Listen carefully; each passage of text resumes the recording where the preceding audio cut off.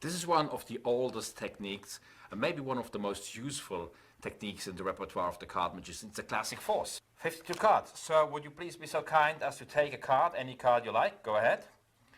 And we hopefully have forced the ace of spades. There we are.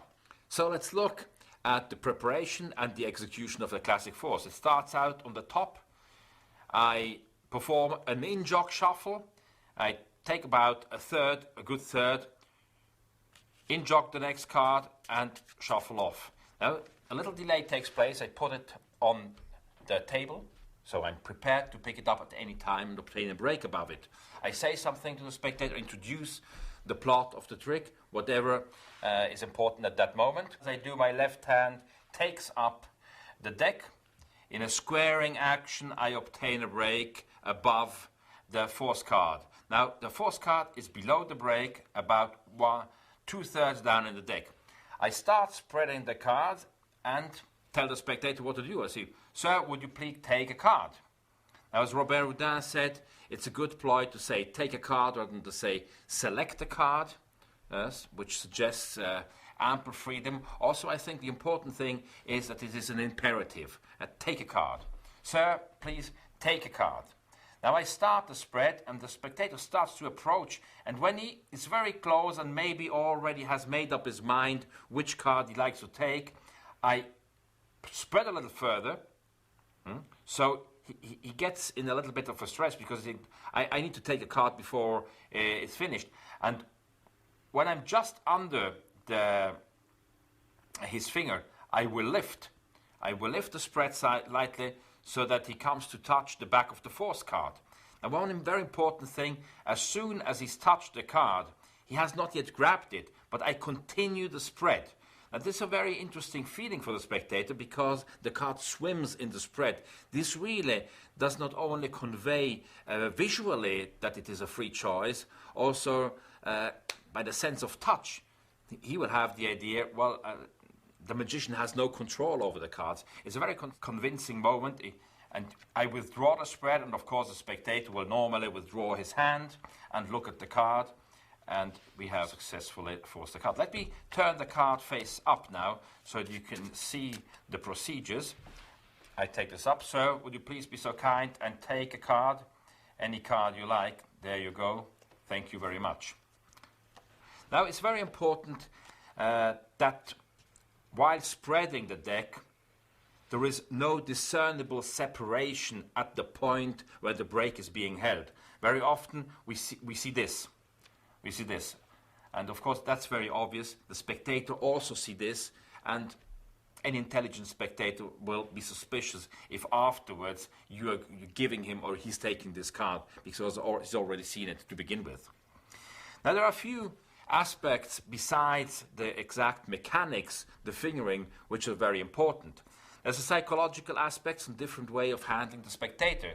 Now, I already mentioned one. Another one to psychologically to manage the situation is to address another spectator first and say, sir, would you please be so kind and take a card? And I start spreading like a third. Then I suddenly turn away from him and say, no, maybe you do something later. Sir, would you like to take a card? At this point, of course, he's surprised. Half the pack has already been spread, and he's in a sort of necessity to take the card, which is, of course, very helpful to do that. Sir, would you take a card? Oh, no, maybe you take a card. Go ahead. Please, go ahead. And we've successfully forced from different cards, of course, yes. Another few psychological aspects. Descartes, in his book, The Testament of Jérôme Sharp, 1786, already says, don't force a card, don't classic force a card at the beginning of your act. Wait until people are convinced that you are really able to do everything. Also, it's the moment people will like you, hopefully, and also respect your competence. That's the moment they will decrease their attention. They will say, oh, this person can do anything. And that's a good psychological moment to use the classic force. Let me mention an aspect which is important with the execution of every technique, and that is what happens in our own minds as the performers when we execute some secret move. That we're always under a certain stress, maybe a fear that it won't work. This is true especially for the classic force, because if we fail, what do? Now there's various ways to handle that.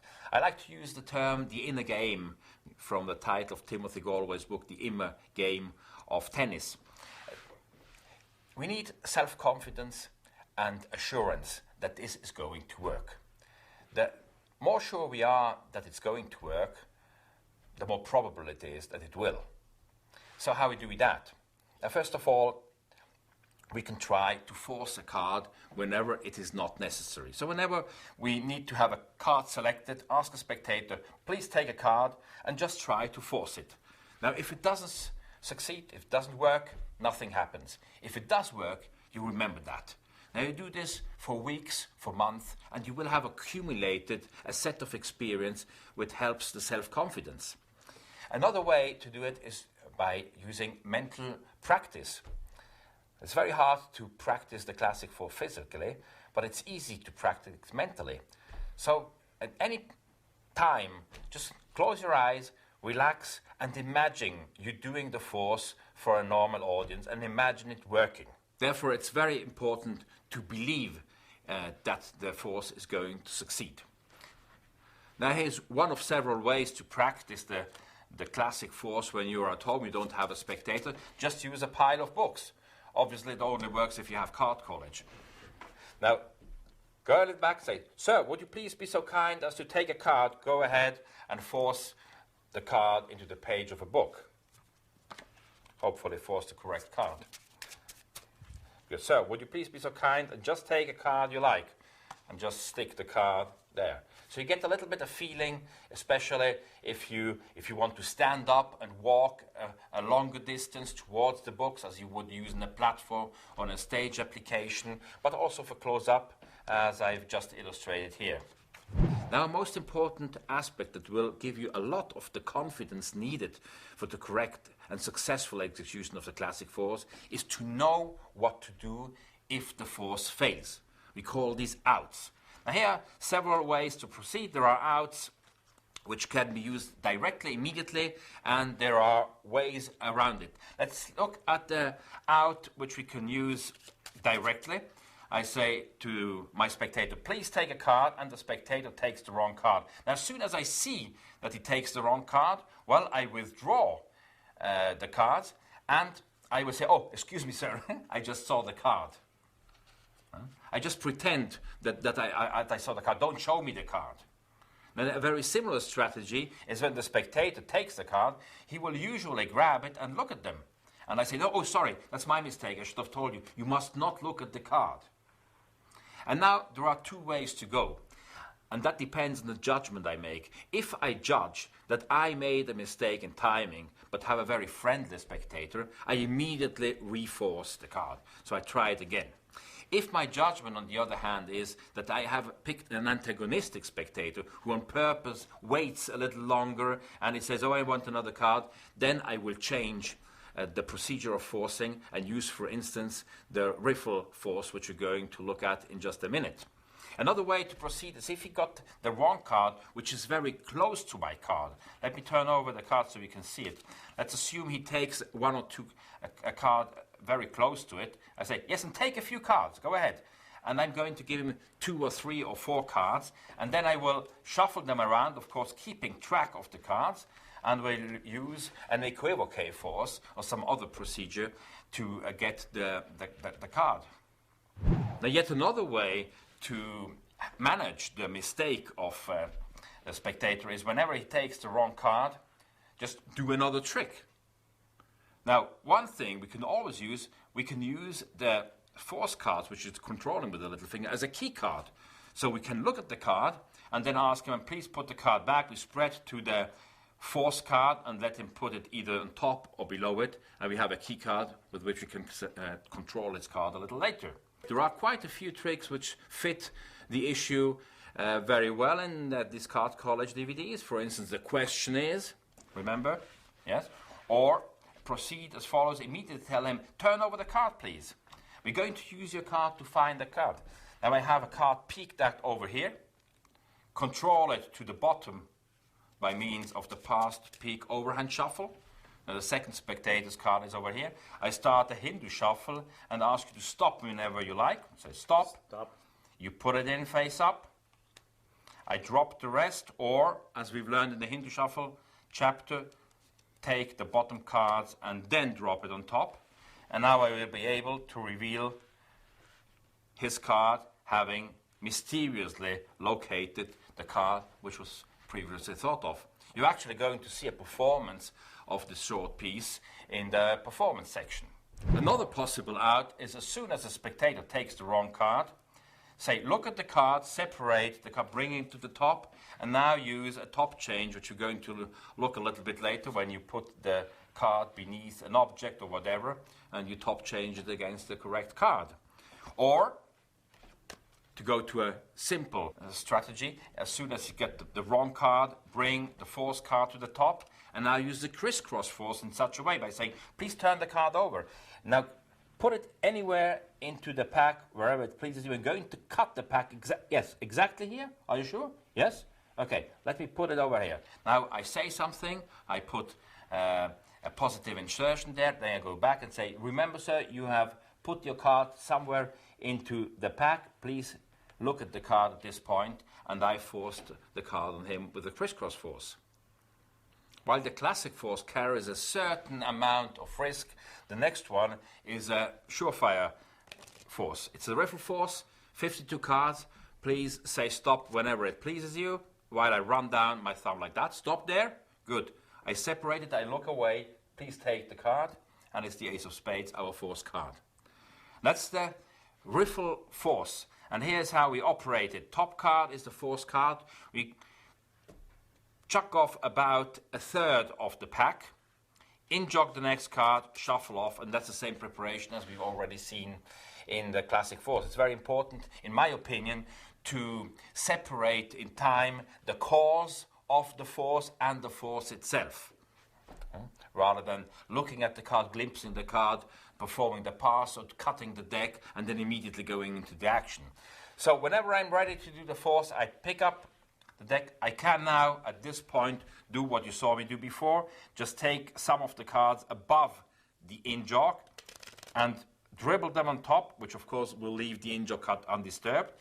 But this affords a nice reason for the right hand to come over the deck and apparently square the cards. What really happens is that the right thumb picks up on the in-jog card, pushes it in, lifts everything to elevated dealing position, and thus nicely obtains a break that can be taken over by the left little finger. Now once here, I start the forcing procedure, which starts with a riffling action. I riffle down with my left thumb, and of course I want to get as near as possible to the break point. It doesn't matter whether the spectator stops you before or after, but let's assume he stops you after, which is a little bit easier, especially to explain the concept. Once you've got the concept, you can do what you like. Now, here it is. I riffle down, the spectator says stop. Now, here comes a very nice action by a German friend of mine, Rainer Teschner from Nuremberg. Instead of separating the deck at this point, which is the usual procedure with the Riffle Force, and that's the moment, of course, the audience will look, because they just gave you a command, stop. Now they want to look what happened if you're going to do something. And that's exactly the 2 seconds it takes to delay the actual execution, the actual cut at the break. So what we do is to take the middle finger and hold it about parallel like that, and really insert the outer phalange of the finger and slide it all along. This technique has been widely adopted in the past 10 years since Card College appeared, and I most of the time I see it done wrong. People go out with the finger much too quickly. The finger slides all the way. It slides all the way until it touches the right corner. And at that moment, several things happen. First of all, the right hand goes and grabs the card above the break. Now, in order to do that automatically, the finger, the middle finger, gets out of the break. At the same time, I will turn my head, which is an additional misdirection. And then the right hand will grab all the cards above the break. So here's how it looks. Here, sir, please take the card. Now, as the left hand is extended, again, several actions are coordinated. First of all, the forward movement, while the right hand remains absolutely motionless. You don't move around. The right hand remains motionless. It's only the left hand. Second, the thumb spreads to the left. Again, body language saying it's very open. It's exactly here. And the third thing is that the cards slightly slide forward and to the right, which creates a nice bevel. Now that's what the large-scale illusionists use to conceal the thick bottom of the bases. They use an optical principle to make it look thinner. Now look, if I use the packet squared like that, you will see its actual thickness. Whereas if you use a bevel towards the end and towards the side, you cannot really estimate how many cards you're holding. So this is very helpful in case the spectator really says stop like 10 cards, more or less.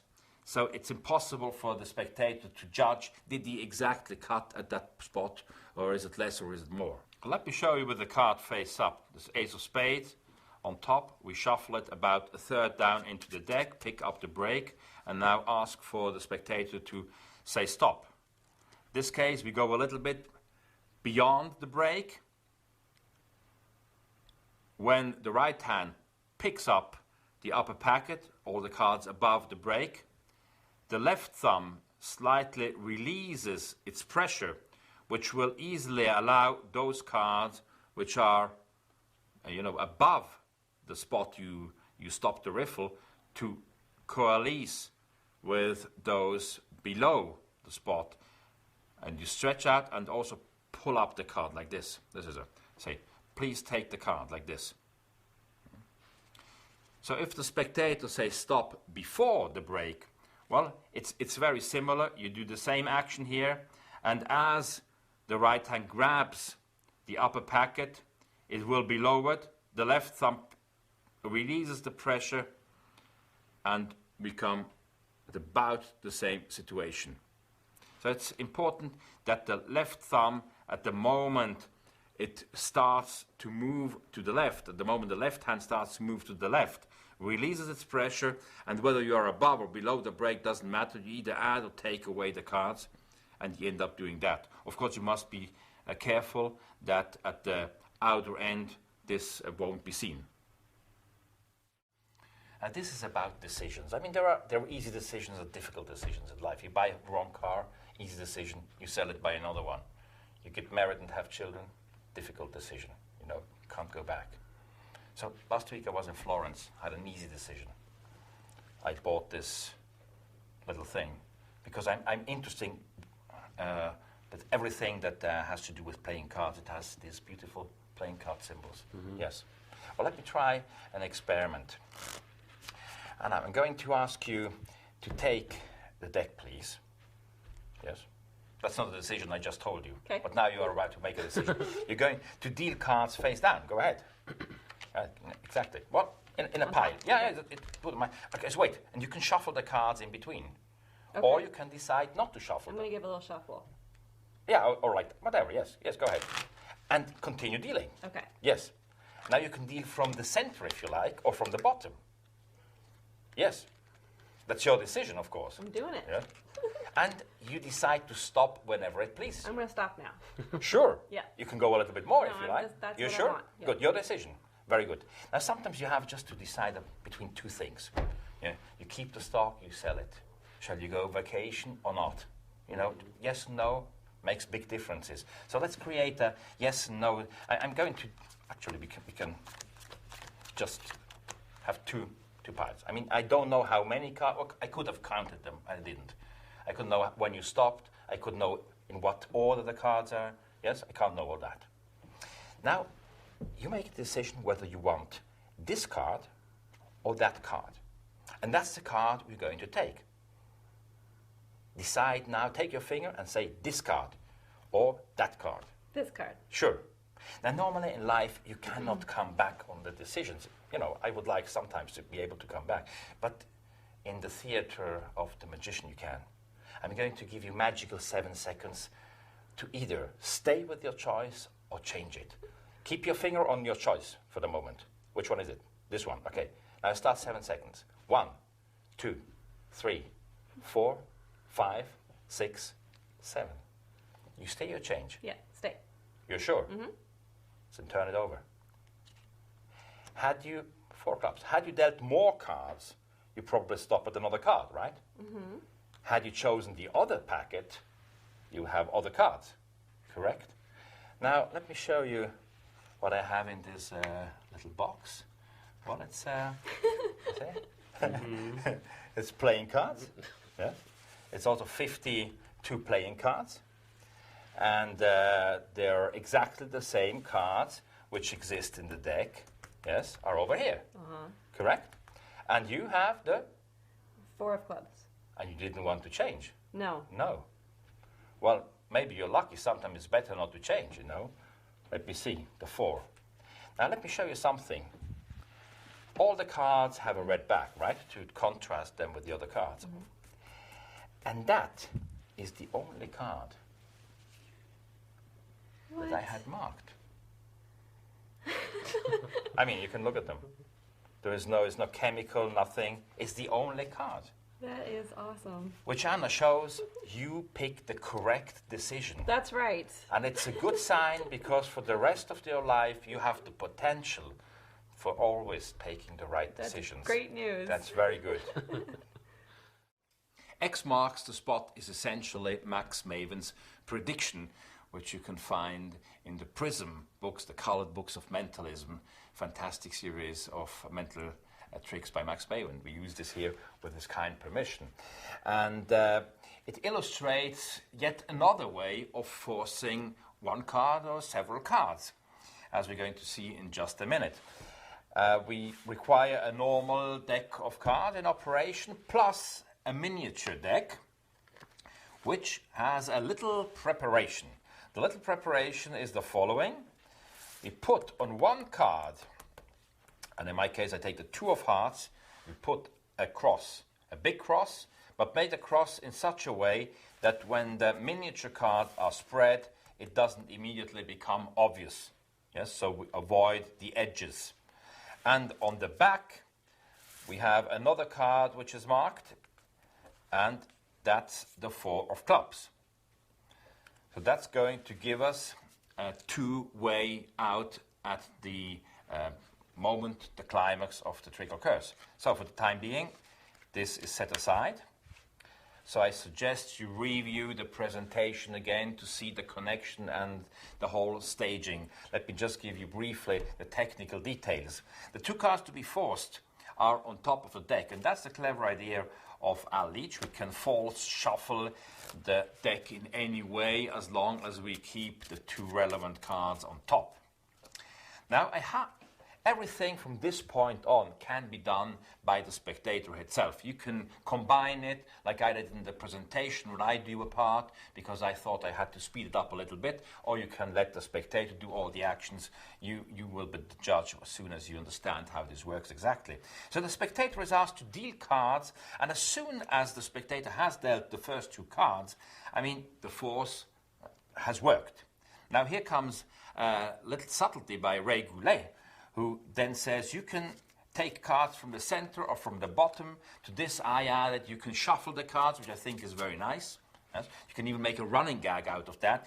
Each time the spectator has put down 2 or 3 cards, you can stop, reshuffle the cards. She puts down a few other, stop, reshuffle the cards. I mean, whatever way, the idea is at the end spectators have to be convinced that they could have taken as many cards as they like, and they could be any cards, and you can really emphasize the point, because you can see you could have taken more cards, it's true, you could have taken any cards, it's true, and I can't know the order of the cards, and all of that is true.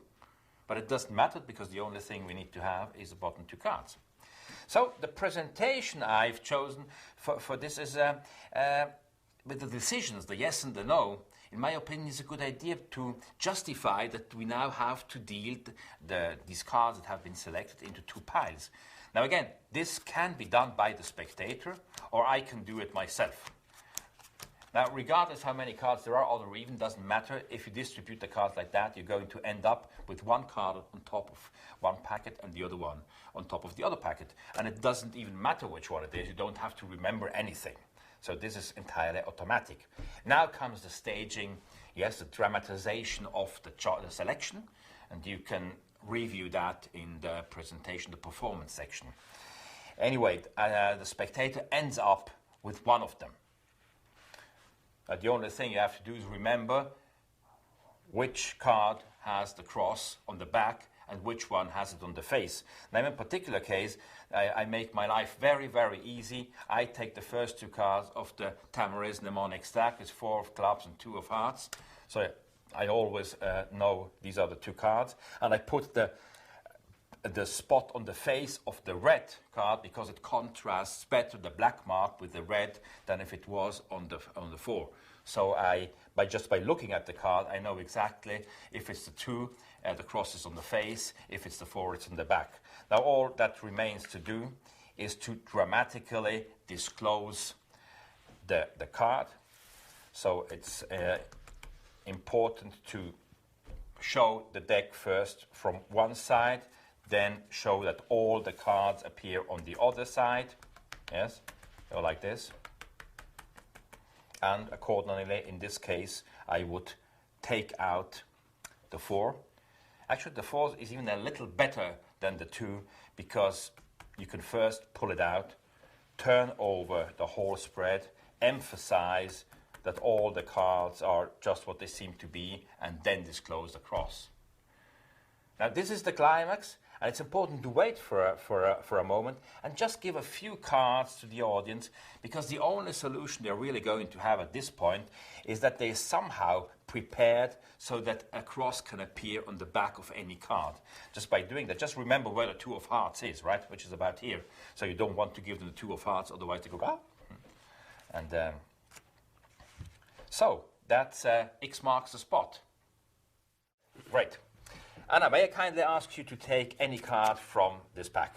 Go ahead, take any card. Very good. Turn it over, please. Okay. Turn it over. We have 51 cards left, and I would like you to think of one in just a second. Now, don't think of an easy card, like Ace of Hearts or 7. Actually, here's what I do. This is 51 potential thoughts, and I'm going to flip through them so you can think of, a very unusual card. Neither one of us would even think of, So go ahead. Say stop whenever it pleases you. Stop. Okay. Look at the card. Yes? Oh, yep. Now keep this locked in your mind because it's going to be an important card. Now we have a card which is also important, but we know. Yours, we don't. You don't know it. I don't know it. I swear it's true. But maybe this card can do something. Maybe. Would you be so kind and just say stop whenever I shuffle the cards like that? Stop. Doc, put the card face up in it, please. Yes. And you could have stopped me later. Mm-hmm. You would have put it here. Or a little later, we'll put it here. Or earlier. I don't know. Your decision. Think of your card. Don't forget it. Okay. Now, you have sort of abstractly taken a card by, you looked at it and then you're thinking, but you have really done it. You've taken a card. Well, sometimes it happens that if somebody does something, it coincides with the thing another person thinks. Did you know each other before you came here? Yeah. Yes. That explains everything. Because look. I'm going to see, you introduce it here, are you agree? I don't do anything, just with the tips of my fingers I separate to make this clear. Now, this is the card next to the card you have. What was your card? King of Clubs. King of Clubs. Here's a match, maybe the beginning of a romantic story. Oh, absolutely. Well, if the cards say so, then yeah. Yeah, I mean, the cards don't lie.